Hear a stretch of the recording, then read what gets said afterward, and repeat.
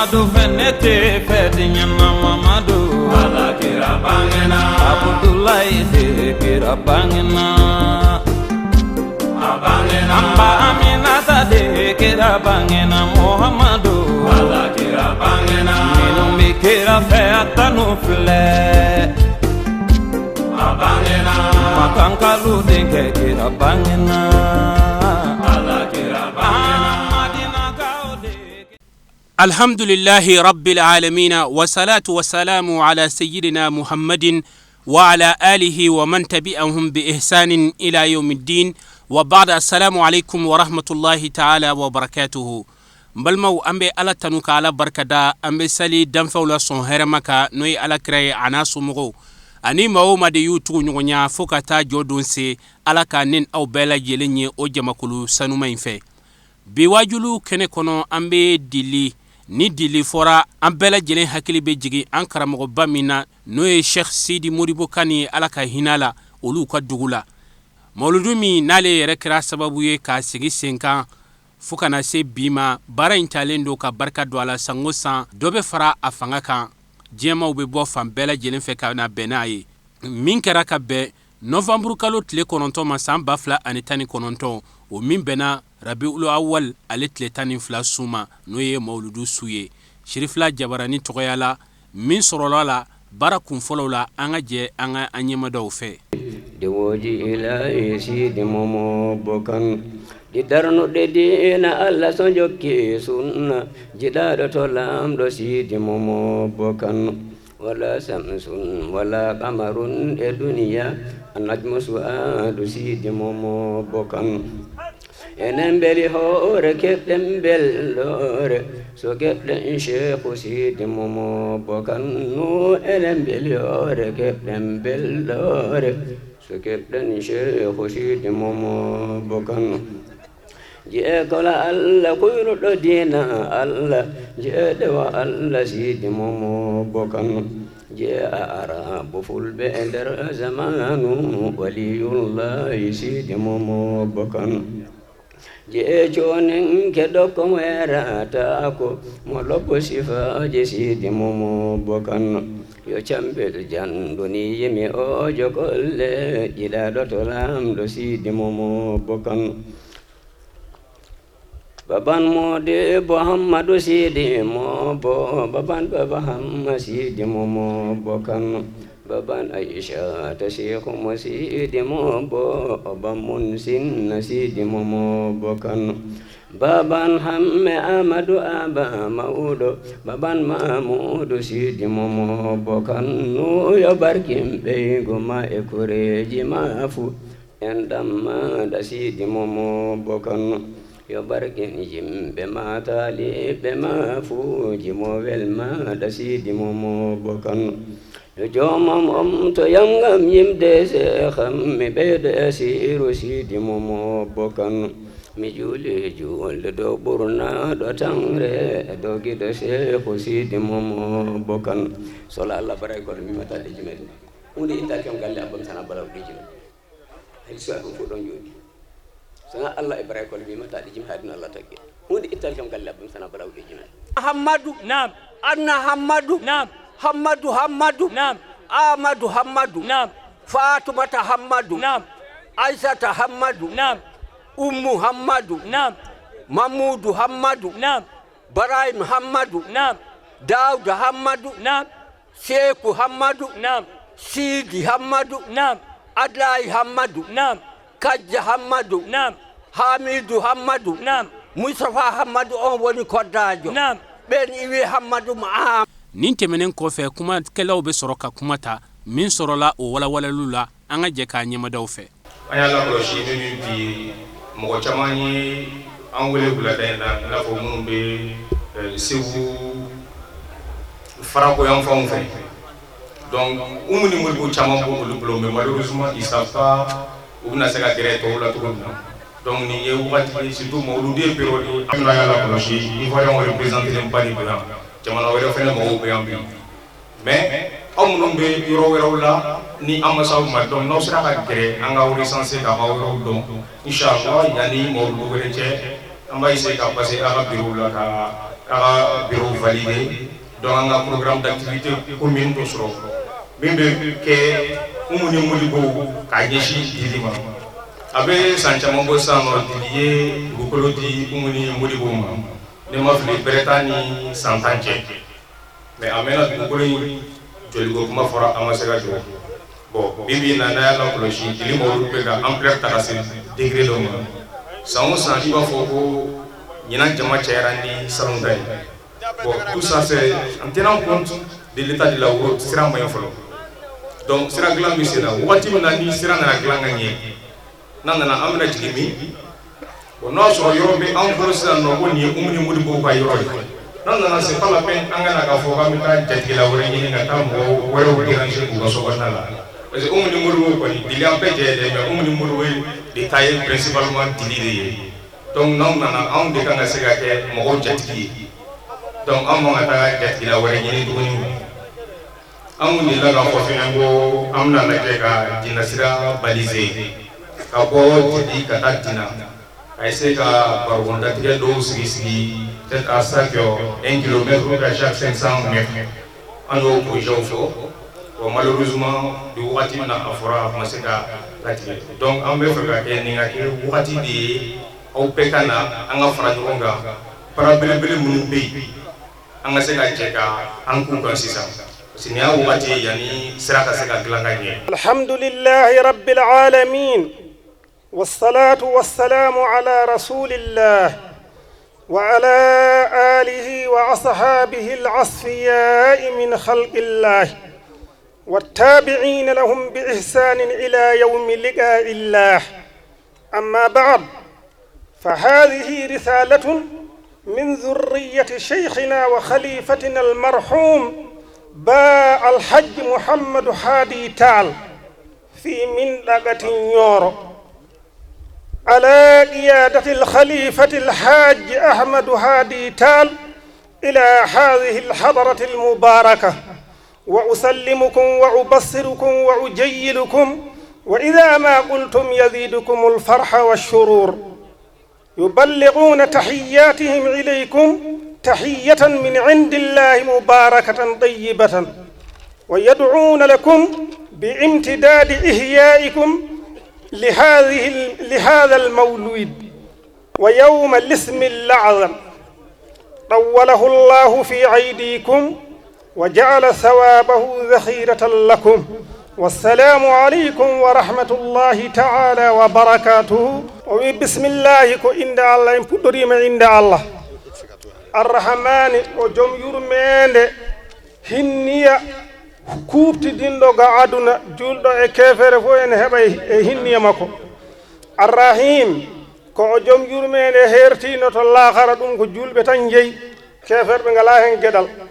o wi allahumma ya an allah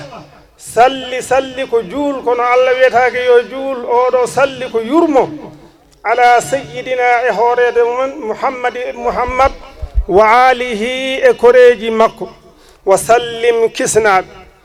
وبي الحمد لله دندانغال جاتode lillahi ngodani allah rabbil alamin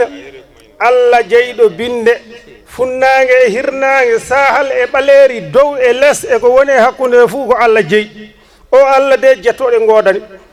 o wi wassalatu wassalam julde e kisal ala rasulillahi yo won e nelaado allah wa ala alihi won e koreji nelaado allah وصحابته العصفياء من خلق الله وانا اصحابه بمكه يلوم كوران الله وأما بعد سدوم بني فهذه دم رسالة كدوم نلل من ذرية شيخنا مراد ماتن تقل شيرنو من وخليفتنا المرحوم وني لمت من لباد باء الحج محمد هادي تال في منطقة نيورو تغندوتو نيورو على قيادة الخليفة أرداد من خليفة من الحاج أحمد هادي تال إلى هذه الحضرة فودينغال ودنتال المباركة باركينغال ويبلغون تحياتهم من يتنا أمن سلمنا لمبع إليكم فودي مودن tahiyatan ko ɗum calminaali min indillahi gummoriɗo to bange allah mubarakatan barkindi ɗeyyibatan belɗi wa yad'una lakum eɓe nduwono moɗon bi imtidadi ihyaikum e tinnagol moɗon e ɗeɗo golle li hada al mawlude e nduɗo mawlude wa yawma lismi l azam e ñalowma manan inde mawde nde inde nelaɗo sallllahu alayhi wa sallam ɓe mbi noon ɗawwalahu llahu yo allah junnu ɗawwalahu llahu fi aydikum yo allah junnu ɗum e juuɗe moɗon wa jaala allah waɗa sawabahu baraji ɗi kadi zahiratan maɗan koye tawtari lakum wonande moɗon non wassalamu salminandu aleykum e moɗon wa rahmatullahi e yurmede allah wa barakatuhu wa barke allah ɗum ɗo talmidukum ko almudel mon akhikum fillahi gondiɗo e moɗon saabi allah ɗowtiɗo allah tuukuɗo warte allah laɓɓini golle hakkude mo allah ɗum hollata jokku e moƴƴo allah nden moƴƴo allah fof mo jokkuɗo anda jokki alijanna ako ala yɛrɛ ko an ka tugu ale ala la ka tila tuguni k'a fɔ an ka tugu ale ala ka jɔn na min b'a anw se ale ala ma a ma dan ale dɔrɔn tuguli la a ko an ka tugu ale ka jɔn na min bɛ anw se ale ala ma o tuma ala y'o fɔ k'an ka tugu a ka jɔn kɔ min b'ale se ale ala ma walisa an ka jurumu min banna k'an saniya k'an jɛya k'an kɛ ayiwa silamɛ ɲumanw ye pour que an bɛ se k'ale ala bɔtɔ cogo min na o de la ko an ka tugu ale la ka tugu ale ka jɔn na min b'a anw se ale ma. nden en kalna yimɓe seyoje ɗiɗi ɗi allah seyniri talibaɓe qadiri seyo goto ngo cheikh abdoul qadiri wi allah andiniɗo lahara janggo so ardima talibaɓe muɗum darima yeeso allah o wiyan allah ɓeɗo majjuɓe allah ɓe jiiɗi kam ɓe jokki amam ɓe jokki ɗattulam so tawi allah subahanahu wa taala kamɓen ɓe soɓɓe ɓe bomɓe ɓe gollata ko moƴƴi allah yafora ɓe saaɓe ama min mbali mi moƴƴo maɗa ako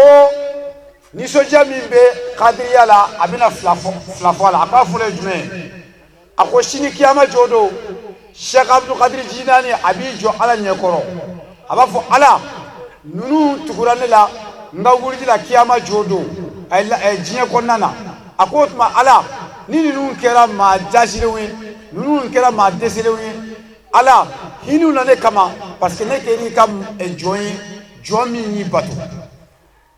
enen hecci keñen tan goto e ala kowoni koɓe bappiniraɓe men jajaɓe ala kowoni ɓe goto mabɓe hoyɗi wi yi cheikh sidi mouribo kanno ana yeeso jaman meɗen alhamdulillahi rabbil alamina o wi hakkillaji men lelo moƴƴere no wodani jaam aduna e lahara fu noon ɗum yeeso paade aduna e lahara fu ɗum du e sewo on a ko ni soja filanan jumɛn ayiwa ala koni an soma dɔ bɛ ale sigura k'a fɔ a ye cheikh sidi mouribo kani ye a b'an ɲɛ ka tila k'a fɔ an ɲɛna k'an ka hakilila tigɛ an ka nisɔndiya tanga kisi o b'an ni jama in bɛɛ lajɛlen ye k'o ye nisɔndiya dɔ ye. nden noon sen timminiri haala ka en timminira haala ka tan ɗo wasiya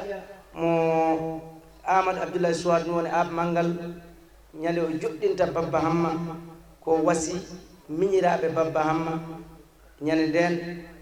ko wasiɓe ñande joɗɗinta babba hamma cheikhu yako place makko kanko to joɗɗino place mouhamed abdoulaye souad ñande nden tawi o ñawɗo tampuɗo kanko ab mangal ñande o windata lettere nde heddi toɓɓere majjalle mayre harfere majjalle mayre no jogui ɗum nden yimɓe ana kani andude yoga e mayre anda talibo e cheikhujo no woodi cheikhujo to e talibo no woodi yallah keɓen hen fayida o wi e lettere nde o wi miñiraɓe babba hamma miɗo wangina on babba hamma tiiɗon e makko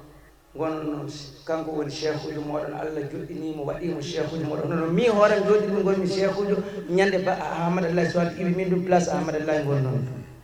o wi nga e daɓɓa haala ko jiɗɗen haalde hen tan o wi andonno acheikhu fi zamanihi kannabiyi fi ummati ñande winete le lettre altinere ñande talata kanko iwi suudu aduna ɗo ko wasata o wi cheikhujo ñalade muɗum ana wayi honno annabajo woori e tomontere muɗum annabajo yurmoto tomontere muɗum horsinan tomontere muɗum hollan tomontere muɗum atol allah hollan tomontere muɗum no hisira nden no tomo ternde du so malani du jokkane cheikhujo mudum so tomo terne jokkale annabaji mudda tomo ternde halkoto non dun a wiya gondi a salima jokkude cheikhujo ma andu Allah halkete dum woni koro halaka ako anga cheikhu korobaw ewa noye Amar Abdullahi Aba Mangal wasibina abena baba masigi anona wasu abanani noye baba ma korobaye cheikhu yala ay baba ma dogonu wele nimbe mi fo kalande kangi hakili to jogo mi cheikhu yala otuma Aba Mangal ye dogonu wele ako nebena nimbla nona bi kaka ko cheikhu ye komi mano la sharti ne ka cheikhu ye jogo mina ne fana kera aw ka cheikhu ye jogo mina mena ni fana ka ko cheikhu ye aw ka kaka kana aw ka hakili to ala ako barsabu cheikhu ya bina fo ala kira naka manto no jogo mina ala kira ka manto mi ni bana ala kira la ikadala ka foke halakira otuma cheikhu fana ika kalande mi no banina ikadala ka fonyo halakini mekika otuma ala kira be manto ala jogo mina manto mbulu cheikhu fana kalande ko anga cheikhu minati nen dum do jidden haalde hen gattinen do hakkille sabi nde leetere o wasiya mo hani haalede wakkati fu o wangini baba madun do sunna nulaado e dewtere Allah nde joddori do mudum nen dum do jidden haalde joni ka ede mbawi noddude muqaddam en be cheikhu jaw haw boyde sanne bubu akotuma ninde tumbambulo ka nye fawnyina e wa letri de do a letri be Aba Mangal be baba masigi domina cheikhu ala letri be ni hakilla jigiye kala sawma otuma amena muqaddam sigi tamine muqaddam adal hande Moussa Cissé Tokon Burkina Faso Moussa Cissé Burkina Faso Tokon Burkina Faso BF Moussa Cissé muqaddam didabo Jelika Tungara nyono 17 Jelika Tungara nyono 17 doko en Bokari Ousmane Diallo Malo Murja Bokar Ousmane Diallo Malo Murja Bokar Ousmane Diallo jokko en Yero Jakite Barkaya Dilli Kura Almami mudum Yero Jakite Dilli Barkaya Dilli Kura Almami Yero Jakite Barkaya Almami Dilli Kura Dilli Kura Almami do Fladugu jokko en ko Baba Hamdallahi Leme Segu ko Baba Hamdallahi Leme Segu ko Baba Hamdallahi legal Segu Leme Segu bona ko med lempe jokko en Salif Sogodogo Korgo Côte d'Ivoire Salif Sogodogo Korgo Côte d'Ivoire obedawla Salif Sogodogo Korgo Côte d'Ivoire jokko en Hamadi Ali Barasso Hassay Lard République Islamique de la Mauritanie Hamadi Ali Barasso Mauritanie Hassay Lard ngel diwete Hamadi Hassay Balasso Mauritanie Hamadi Ali Barasso Hassay Lard Mauritanie Hamadi Ali Barassey Balasso wala do an man jokko en Saïd Koulibaly nyono Nyempembugu Saïd Koulibaly nyono Nyempembugu Saïd Koulibaly nyono Nyempembugu baba ngontor Nyempembugu baba be fu njanto joni baba ay wallahi laaji jara torodo Bamabugu laaji jara torodo Bamabugu laaji jara torodo Bamabugu ko jokkata en Aminatu Touré nyono mimbe tugola o Aminatu Touré nyono ale ka to nona aka kitabu bitla ka dama jokko en Aminata Daw nyono N8 Aminata Daw nyono N8 Aminata Daw nyono N8 aka to nona jokko en Adama Diallo Segu Wosebugu Adama Diallo Segu Wosebugu obetugola Adama Diallo Segu Wasebugu. Joko hen ɗo Koro Kulubali Nyanzombugu. Kolo Kulubali Nyanzombugu obe Tugola. Kolo Kulubali Nyanzombugu. Nyenzombugu. Kolo Kulubali Nyenzombugu. Joko hen Ummu Traoré Dawda Bugu. Moribo Kante hoton. Moribo Kante seno oto welela. Otma bakele mina dafaya yani sangore mulu cheni alaka je. Ba kemedu bikono toni ibo ke bakele aminu dafa sangore mulu la ni alaka je alako irana. Deno ko heddi nafilaji mudu ko hani wadede on way janginede dum ciagal on hani donade amu dona leydi ndi Allah wartiri jam e mayri Allah wartiri deejere e mayri ya hormo Qur'an al azim so dum bettima alhamdulillah rabbil alamin en gadi balde jeddi al modude jango sallahu du'a watta du'a so wadi lasara jango neddo fu mo haaji goddo jogaaki do mo yarli dum fu Allah hollo e mawuri Allah wadan goto fu anniya mu ya hor Muhammad Abdullah Saad ya hor Muhammad Rasulullah sallallahu alaihi wasallam acon hakke mama iye barake ni moluduina akera inni ni kan na foloy minu ye na folo bo wari bagaw balo ko sheko ko ka ubela jile fu awni che ko ala ka usara na ka nyumaya aw min wulla kana hamibe awla hajube awla abani ni ala fe masami ngabu se ala min ko talelu kiraba mamudu ambo ka kene min ko na kishini tanabe kirai o barka kama anga shego barka kama ala ka bela jile hamin noya otma ote menen ka boy shini ni ala yanjo ka aywa lasratle makono duwa beta ni duwa tara ka ba shini wulada fe ni haju wurate mogo la ya aywa ko bella blala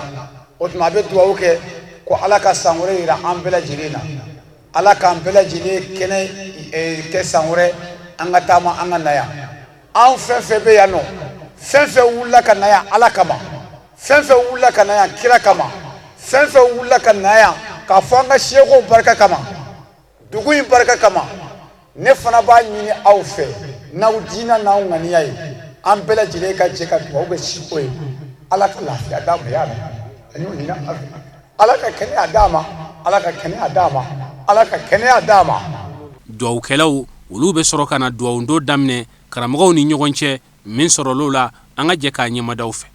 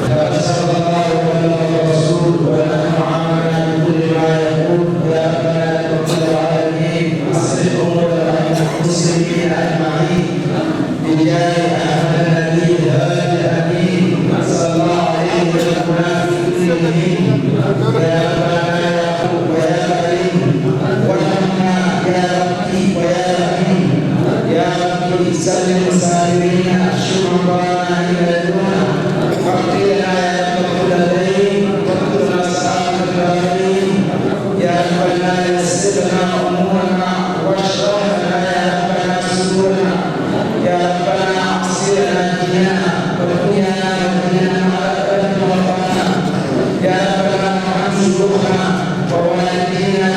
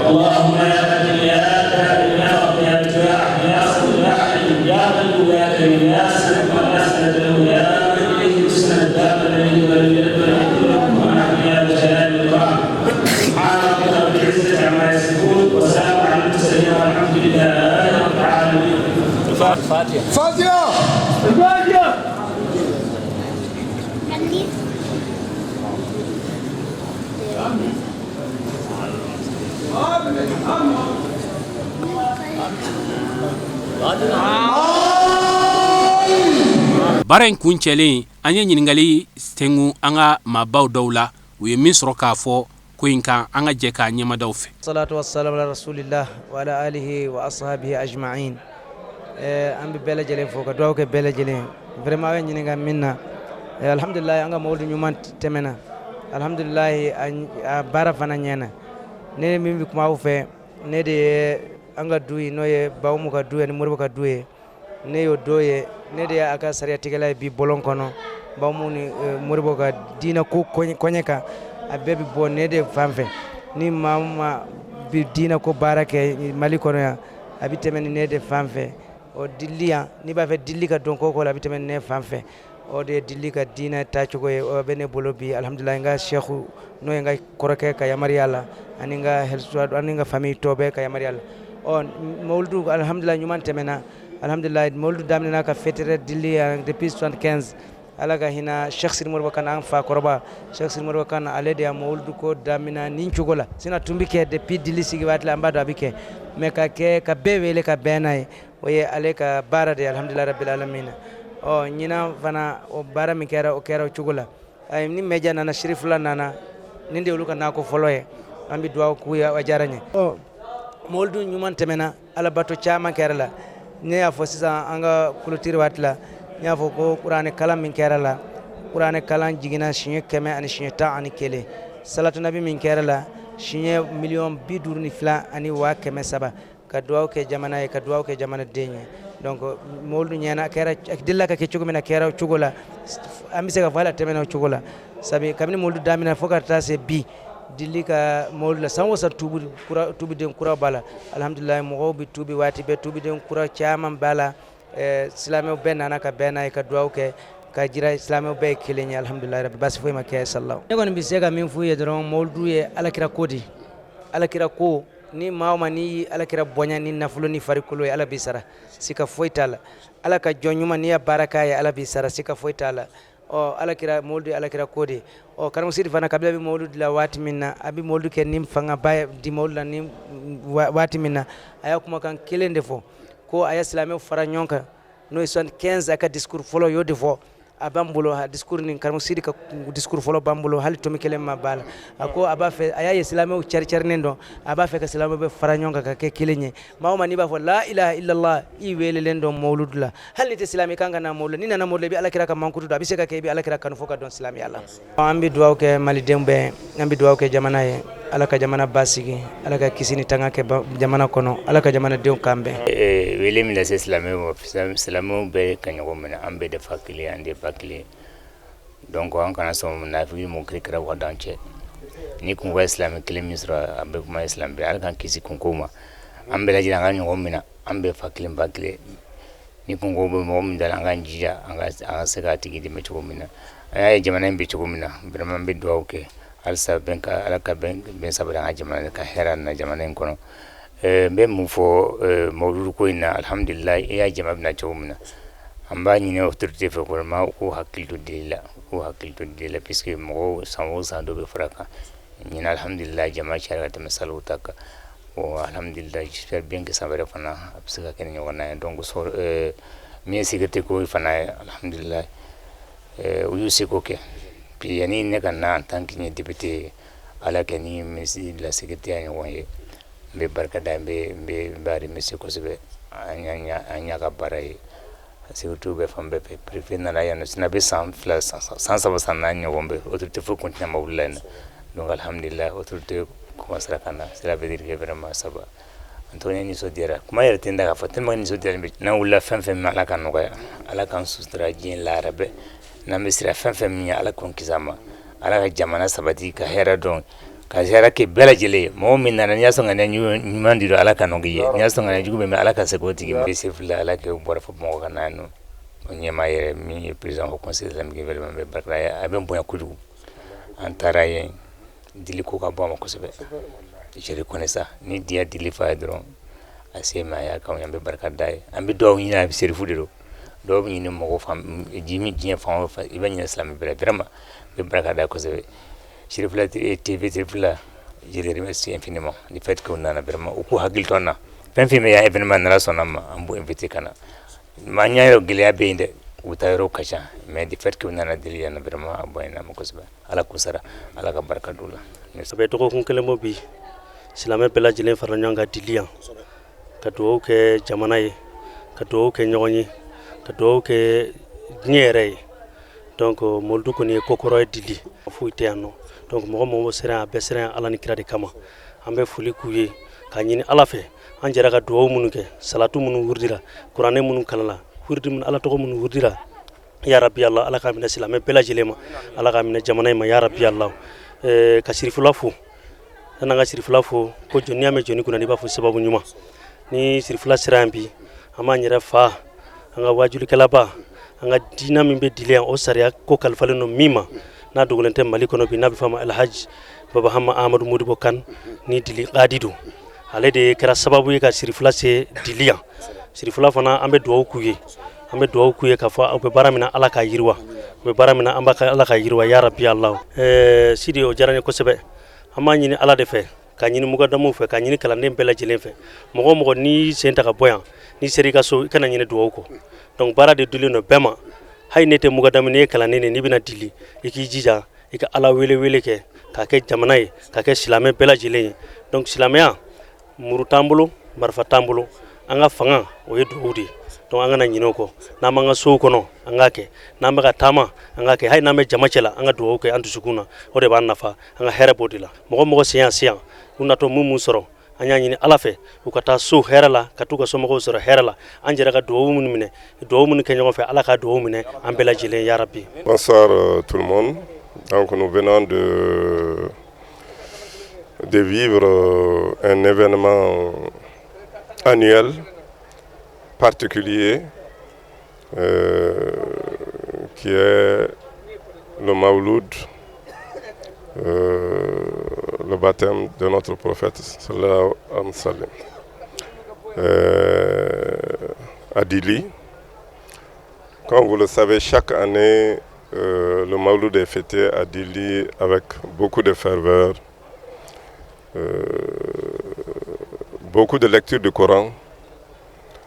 Tout à l'heure, vous avez entendu les statistiques. 52 millions de salats, de prières sur notre prophète. Ces prières accompagnées justement de bénédictions pour la paix, pour notre pays. Et je pense que ce qui a été fait à Dili aujourd'hui a été fait à travers tout le Mali. Et toutes les prières étaient dirigées vers la Oumma islamique, vers ceux qui ont fait le déplacement, mais surtout à l'endroit de notre pays. Nous continuons à prier Dieu pour que la paix, la concorde et la solidarité reviennent dans notre pays. Nous prions sur le repos de l'âme de tous ceux que nous avons perdus, civils, militaires, tous les Maliens, sans exception. Et je crois que c'est un moment d'émotion pour chacun d'entre nous. Nous prions pour le retour de chacun des pèlerins, quelle que soit leur destination. Nous leur souhaitons un bon retour dans leur foyer respectif.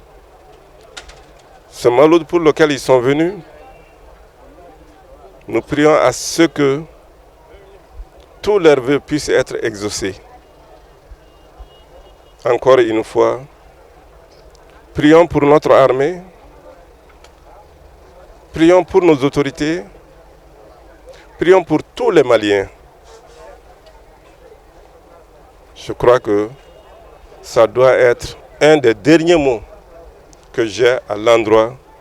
de tous les musulmans du Mali, mais aussi de tous les musulmans du monde. Ninguye anye dilikaw feno Cheikh Seydi Modibo Kane ala ka hinala ulu ka dugula Mawludu min be kɛ no sango san ni jɛmaw be bɔ fan tan ni ɲani bɛɛ lajɛlen na kana bɛnna ye o baara nunu de kun ye nin ye an b'a ɲini ala fɛ duwawu minnu donna kɛnɛ kɔnɔ ala k'a kɛ basigi ka don an ka jamana kɔnɔ ani silamɛ dugu bɛɛ lajɛlen ka ala deli jamana finitigiw ala k'u kisi ala k'u tanga ka duwawu kɛ jamana fɛn o fɛn de bɛ yen ko fitina b'a kɔnɔna na ala ka bɛɛ lajɛlen ban san wɛrɛ Mawludu ala ka an si jɔ k'a kɔnɔ an ka jɛ ka a baara ninnu kɛ ɲɔgɔn fɛ ala k'o kɛ ciba bonya kosɔn wa sallallahu ala muhammadin wa ala alihi wa salamu alaikum wa rahmatullahi ta'ala wa barakatuhu.